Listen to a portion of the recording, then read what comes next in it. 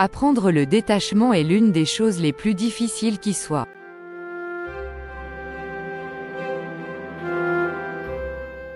Nous résistons parce que nous avons peur de perdre l'objet de notre attachement.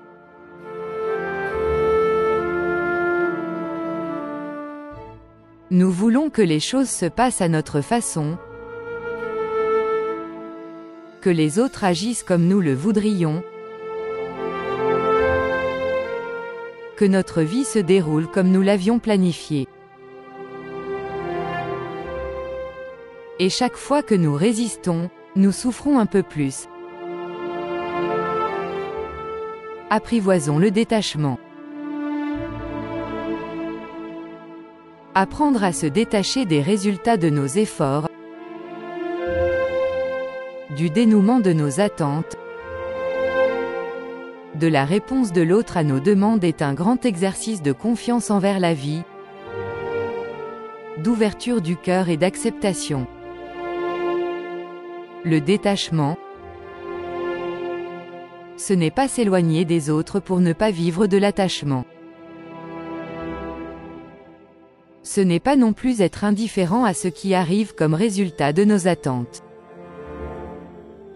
C'est plutôt rester ouvert à ce qui arrivera, peu importe les résultats.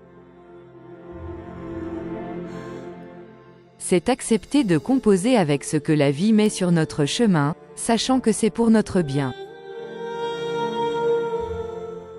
C'est savoir que nous traverserons le pont une fois rendus à la rivière.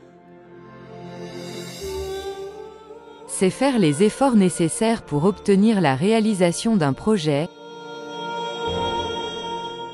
mais aussi accepter que le résultat puisse être différent de nos attentes, et faire avec. C'est aimer l'autre en offrant tout notre amour, tout en reconnaissant que l'autre puisse aimer de manière différente que ce que nous souhaitions. C'est s'aimer soi, même les imperfections, en sachant qu'on ne peut rien améliorer si on ne l'accepte pas en premier lieu.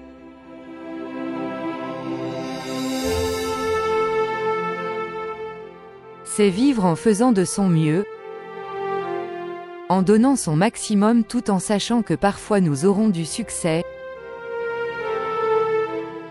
et parfois non, parfois nous serons reconnus et parfois, non.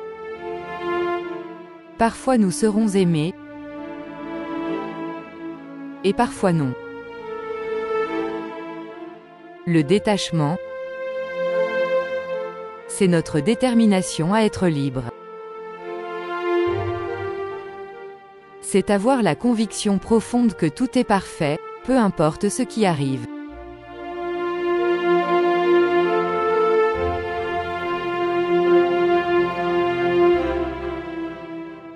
C'est surtout porteur d'une grande paix intérieure.